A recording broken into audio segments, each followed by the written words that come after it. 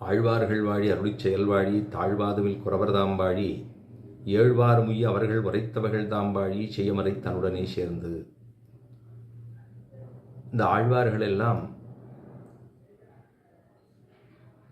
பரதத்துவமாக இருக்கக்கூடிய ஸ்ரீமன் நாராயணனை பலவாறு பாடினார்கள், மங்களாசாசனம் பண்ணினார்கள்.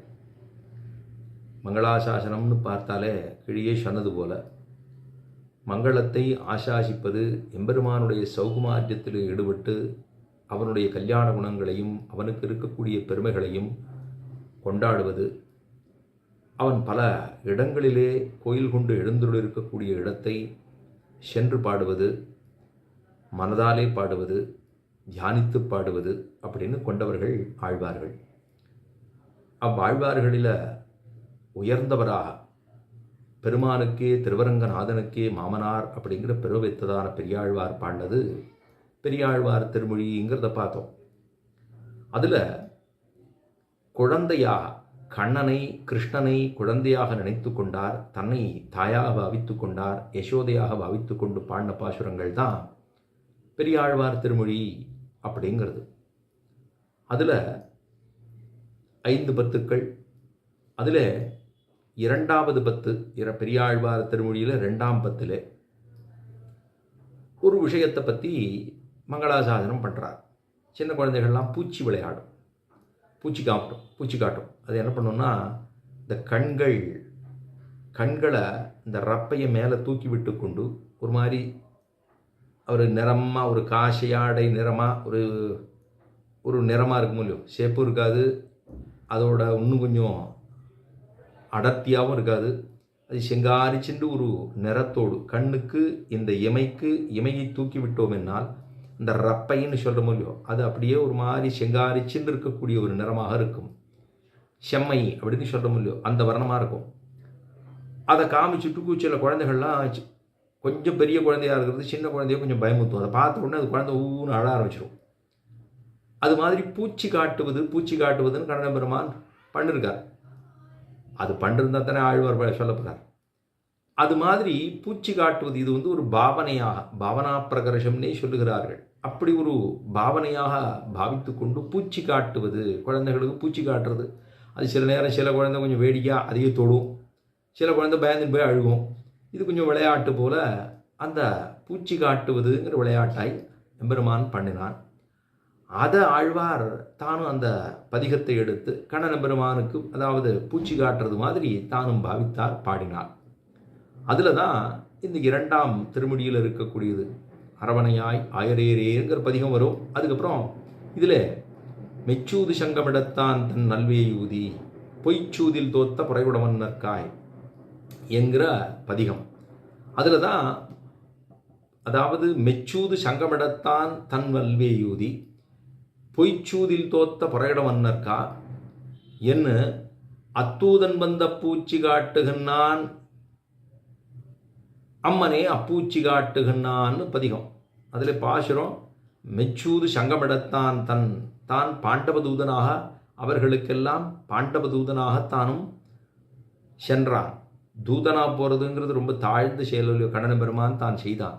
அர்ஜுனன் அந்த பாண்டவர்களுக்காக தான் தூது நடந்தான், கௌரவர்களிடத்திலே தூது நடந்து எனக்கு ஏதாவது ஒரு 5-10 பெறாத அன்னு என்று சொல்கிறார்.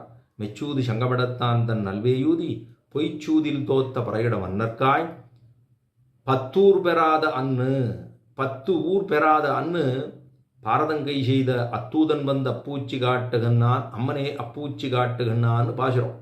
இதோட அர்த்தம் என்ன? பாண்டவதூதனாகத்தான் சென்னான். அவன் மெச்சூது தான் இந்த சூது, அதாவது கிருத்திரிமமாக பண்ணாளா இல்லையா, அவர்கள் பாண்டவர்களை ஏமாற்ற வேண்டும் என்பதற்காக கிருத்திரிமமாக பண்ணதான சூது. அந்த விளையாட்டிலே இவர்கள் தோத்து போன போது இவர்களோ இது சாதாரணம் அப்படிங்கிற போது அந்த இதுக்கு சூதுக்கு போயிருக்க வேண்டாம், ஆனால் போயிட்டாளோ இல்லையோ, போய் எல்லாத்தையும் மாட்டிவிட்டா, எல்லாத்தையும் வச்சுட்டா. அப்போ அந்த பாதகமே ஏற்பட்டது. சங்கமிடத்தான் மெச்சூது சங்கமிடத்தான் தான் அந்த சூதுவாதுவையெல்லாம் எம்பெருமான் அவர்களுக்கு பாண்டவர்களுக்கு தான் ஒத்தாசையாக நின்று ஊதினான். பாண்டவ தூதனாக பாஞ்சசைன்யத்தை எடுத்து ஊதினான் அவர்களுக்காக. ஊதினபது சகோஷோதாஷ்டிராணாம் ஹிருதயானி வியதாரயதுன்னு சொல்லும்படியாக தான் தன்னுடைய பாஞ்சசன்யத்தை எடுத்து வாயிலே வைத்து ஊதின போது அந்த 100 பேர் கௌரவர்களுடைய ஹிருதயங்களெல்லாம் உளுத்து போயித்துன்னு சொல்லுவார்கள். அப்படி ஏன்னா அவர்கள் பண்ணது பாதகம், அதனால அவர்களுக்கு அது அனுகூலமாக இல்லாமல் பிரதிகூலமாக போயிட்டு இதுதான் நடந்தது. இவர்களுக்கு அதே எம்பெருமான் பாஞ்சசேனத்தை எடுத்து ஊதுறானா ரொம்ப ஆனந்தமாக நன்னா இருக்கேன் அப்படின்னு சொல்லுவார்கள். சங்கமிடத்தான் தன் நல்வேயூதி பொய்ச்சூதில் தோத்த பொறையுடைய மன்னர். யாரெல்லாம் பொறுமையாக இருக்கக்கூடிய பொய் தூது, அது கிருத்திரிமமாக பண்ண சூது தானே, அதில் தோத்து போயிட்டா.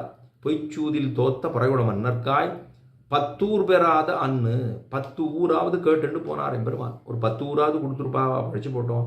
உங்களுடைய சித்தப்பா பிள்ளை பெரியப்பா பிள்ளை தானே, அவனை ரொம்ப இந்த மாதிரி நீ ரொம்ப வதகொட்டிக்கிறியே, இதெல்லாம் அவர்கள் எங்கே போவா? ராஜாவாக இருந்தவனுக்கு திடீர்னு ஒன்றுமே இல்லைன்னா அவன் என்ன பண்ணுவான்? அவன் தான் தோற்று போயிட்டான், 14 வருஷம் போனான், திரும்பி வந்தான். அதுக்கப்புறமா நீ ஊர் கொடு, ஒரு 10 ஊராவது கொடு அப்படின்னா ஒரு குண்டூசி நிலம் கூட கிடையாதுன்னுட்டான். எவ்வளவு பாதகனாக அவர்கள் சொந்த பெரியப்பா பிள்ளை சித்தப்பா பிள்ளை இவா தானே, இவர்களுக்குள்ள இத்தனை பொறாமையானா அங்கே தான் வரும், பந்துக்களுக்குள்ளே தான் பொறாமையே வரும். ஆறான ஒருத்தன் நன்னா இருந்துட்டானா கூட இருக்கிற வாழ்க்கை பிடிக்காது, நமக்கு தெரியவே தெரியாது. நம்ம நினச்சிட்டு இருப்போம் அவள் நம்மளோட ஆனந்தப்படுகிறார்கள் என்று நாம் நினைத்து கொண்டிருப்போம். ஆனால் அவர்களுக்குத்தான் அதில் எத்தனை ஒரு பொறாமை இருக்கும், அசூயை இருக்கும் என்னால் அது சொல்லவே முடியாது, அவ்வளோ இருக்கும். அதில் எத்தனையோ பாதகங்களை வேற கொடுப்பார்கள், அது நமக்கே தெரியாது. கடைசியில் நம்ம அதை புரிந்து கொள்வதற்குள்ள எல்லாமே மொழி பெறும். இப்போ அவ்வளவு தூரம் படுமோ இல்லையோ, அப்போ அவர்கள் அந்த 10 ஊர் கூட கொடுக்க மாட்டேன்னுடா. 10 ஊர் பெறாத அன்னு பாரதம் கை செய்த, 10 ஊர் கொடுன்னு கேட்டான், அதுவும் கொடுக்க மாட்டேன்னுட்டான். கொடுக்க மாட்டேன்னு சொன்னதுன்னா அதுக்கப்புறம் தான் சரி நாம் போர் தொடுக்கலாம் அப்படின்னு சொல்லி 10 ஊர் பெறாத அன்னு பாரதம் கை செய்த அத்தூதன் வந்து அப்பூச்சி காட்டுகின்றான். பெருமாளே பாண்டவ தூதனா போனானா இல்லையா, அவன் வந்து அப்பூச்சி காட்டுகின்றான், அப்பூச்சி காட்டுகின்றான். எம்பெருமான் அவதார தசை முடிஞ்சு போய் சொல்லியோ, அந்த கதேஜலே செதுவந்தனம் அப்படின்னு சொல்லுவா. இவாளெல்லாம் ஏதோ மழை வந்துருதுன்னா ஏதோ அணை கட்டணும் அப்படின்னு நினச்சிட்டு இருப்பா. அணை கட்டணும்னு நினச்சிட்டு இருப்பா, மழை வந்துட்டு போயிடும், எல்லாத்தையும் ஊரெல்லாம் அடிச்சுட்டு போயிடும். திருப்பி அதை கட்டணும்னா இவாளுக்கு என்ன பயம்னா பயசங்கைன்னு சொல்லுவா. இந்த 2 பேருக்குமே, அப்பாவுக்கு சரி தமப்பனாருக்கு சரி ஆண்டாளுக்கு சரி, 2 பேருக்குமே இவ எங்கேயோ எப்பயோ நடந்ததை நினைத்து கொண்டு இப்போ அதற்கு பரிவுகாணுவர்கள். அதுதான் இவா 2 பேருக்கு உள்ளதே. அப்பாவுக்கு அதே தான், பொண்ணுக்கும் அதே சோபாவம்.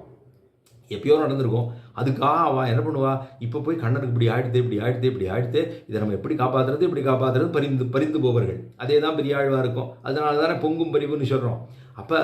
அப்போ நடந்ததுக்காக அந்த அத்தூதன் அப்பூச்சி காட்டுகின்றான், அப்பூச்சி காட்டுறான், அம்மனே அப்பூச்சி காட்டுகின்றான்ங்கிற பதிகம். அதுதான் பூச்சி காட்டுறதுன்னு சொல்லுவோம். ரொம்ப என்ன இப்போ நம்ம லோகத்தில் என்ன சொல்லுவா, பூச்சாண்டி காட்டாதேன்னு சொல்லிடுவா.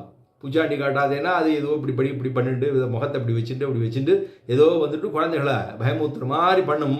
அதுக்கப்புறம் ஒன்றும் திரும்பாது. யாரையோ ஒருத்தரை கொண்டு வரணும், தூங்க பண்ணணுங்கிறதுக்காக அந்த குழந்தைய யாரையோ ஒருத்தருக்கு மாமாவோ ஆரோ ஒருத்தர் இருப்பா, அவளை ஏதாவது பண்ணு கொண்டு வந்தோம்னா அது வாண்டான்னு அந்த பக்கம் திரும்பிக்கும். அந்த பக்கம் திரும்பிக்கணும், நேராக அவள் படுக்குள்ள உள்ளுக்கு கொண்டு போய் குழந்தைய அதை தட்டி விட்டு தூங்கப்படுவாள். இது பண்ணுறாளா இல்லையா?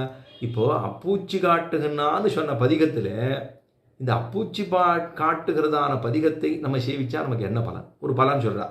இந்த அப்பூச்சி, இந்த சொல்லார்ந்த அப்பூச்சி பாடலி வைபத்தும், இந்த 10 பாசுரங்கள், இந்த அழகாக அப்பூச்சி காட்டினான் கண்ணனம்பெருமான், அந்த கண்ணனம்பெருமானுக்குன்னு சொன்ன இந்த 10 பாசுரங்கள் ஆரெல்லாம் சொல்லுகிறார்களோ என்ன பண்ணுவா அவனா, வினைபத்தும் வல்லார் போய் இவர்களுக்கு இருக்கக்கூடிய பாவங்கள் எல்லாம் போயிடும். சொல்லார்ந்த அப்பூச்சி பாடலி வைபத்தும் வல்லார் போய் இந்த 10 பாசுரங்கள் ஆரெல்லாம் செவிக்கின்றார்களோ அவர்களுக்கு என்னவா அப்படின்னா, வைகுந்தம் மன்னி இருப்பரே, வைகுந்தத்தில் போய் அங்கே போய் சேர்ந்துருவாளாம் அப்படின்னு. வைகுந்தம் மன்னி இருப்பரேன்னு சொன்னால் எவ்வளோ உயர்ந்த விஷயம் இல்லையோ. இந்த 10 பாசுரங்கள் 6 சொன்னோம்னா நமக்கு பிறவி இல்லாதது கிடைக்கும். கண்ணன் கீதையில் சொன்னது தான், என்னுடைய ஜன்மத்தை சொன்னேன்னா உனக்கு இனிமேல் புனர்ஜென்மம் இல்லைன்னு அங்கே சொன்னார். இவர் என்ன சொல்கிறார், பாடலி வைபத்தும் வல்லார் போய் வைகுந்தம் மன்னி இருப்பரே, வைகுந்தத்துக்கு போய் சேர்ந்துருவாய் வாழலாம்.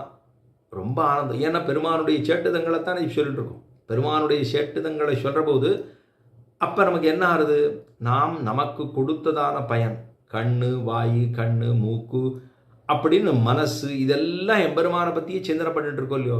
அப்போ சிந்தனை எம்பெருமானை பற்றி பண்ணுகிற பொழுது திரும்ப எனதுக்காக பிறக்கணும் வேண்டாமோ இல்லையோ. அதான் வைகுந்தம் மன்னி இருப்பரே.